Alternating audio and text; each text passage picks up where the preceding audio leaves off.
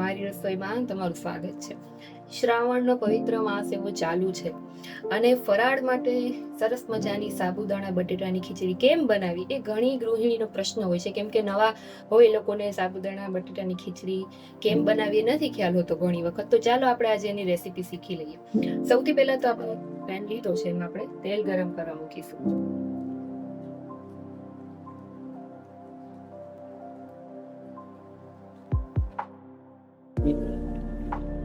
ગેસની flame on કરીશું.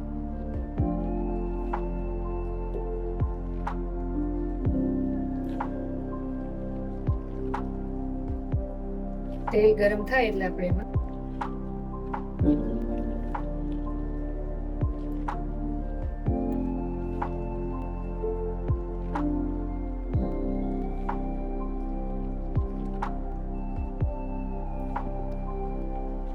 જીરું એડ કરી દઈએ. જીરું એડ કરી 1 ચમચી.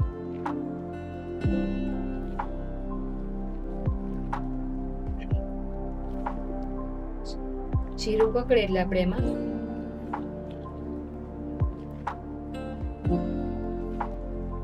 4 થી 5 લીમડાના પાન એડ કરીએ.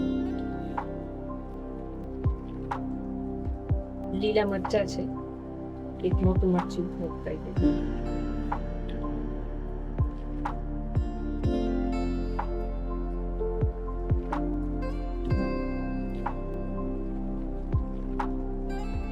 વધારે તેલ વાળી જો ખાવું જોઈએ તો તેલ વધારે નાખવાનું, કેમ કે સાબુદાણા છે એ એકદમ તેલને સોફ્ટ કરી દે. થઈ જાય એટલે પછી આપણે આમાં બટેટા એડ કરી દઈએ. હવે આપણે આમાં 1 ચપટી હિંગ નાખીને બટેટા છે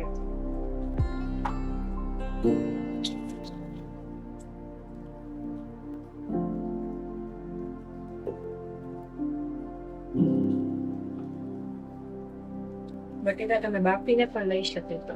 મેં અત્યારે અહીંયા કાચા લીધા છે, 2 મીડિયમ સાઈઝના બટેટા લઈ લીધા છે.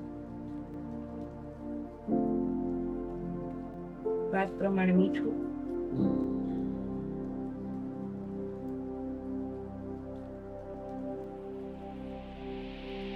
હળદર,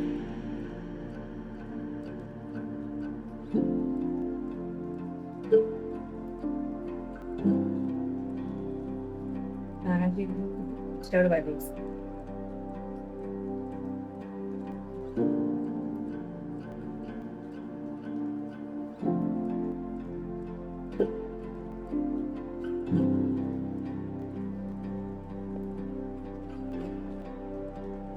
એને આપણે થોડીક ઢાંકણ બંધ કરીને ચડવા દઈશું.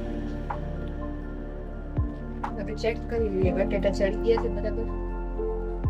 તો બટેટા છે એ આપણા સરસ એકદમ ચડી ગયા છે. હવે આપણે એમાં સાબુદાણા મેં પલાળીને રાખ્યા હતા 5 થી 6 કલાક, અને પછી એમાંથી બધું પાણી છે એ આ રીતે ગળણીમાં કાઢી લીધું. હવે સાબુદાણા એમાં એડ કરી દઈએ.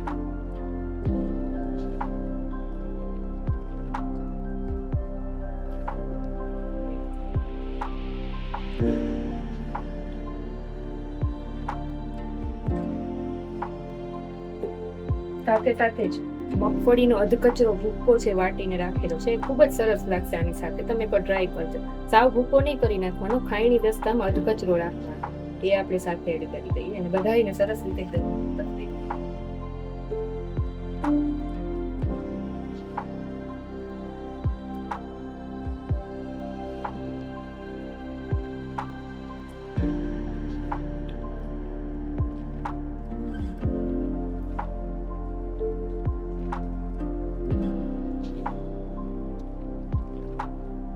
વધારે તીખું કરવું હોય તો તમે આમાં મરચાં ભૂકી એડ કરી શકો.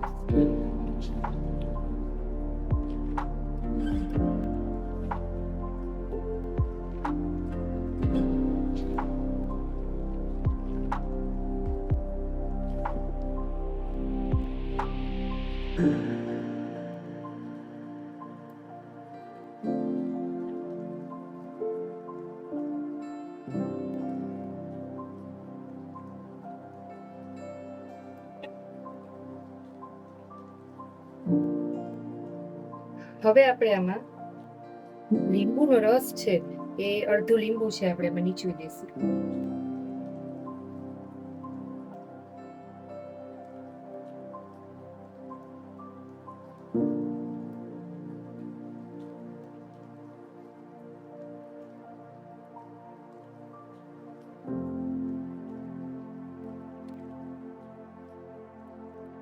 અને સાથે લીંબુ એડ કર્યું છે ને 1 ચમચી ખાંડ એડ,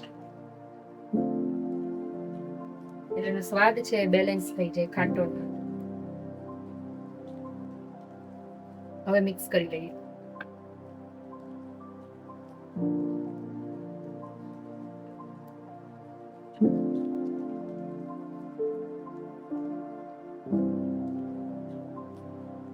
બસ 2 થી 3 મિનિટ ખાલી એને આવી રીતે રાખે, કેમ કે સાબુદાણા તો પહેલેથી ઊંચા જ હોય, પલાળીને રાખ્યા હોય. બટેટા આપણે ચડાવી દીધા, થોડીક વાર બધું મિક્સ થાય ત્યાં સુધી રાખીને પછી આપણે ગેસની ફ્લેમ ઓફ કરી દઈએ. હવે આપણે ઉપરથી કોથમરી એડ કરી દઈએ. કોથમરી એડ કરી દઈએ.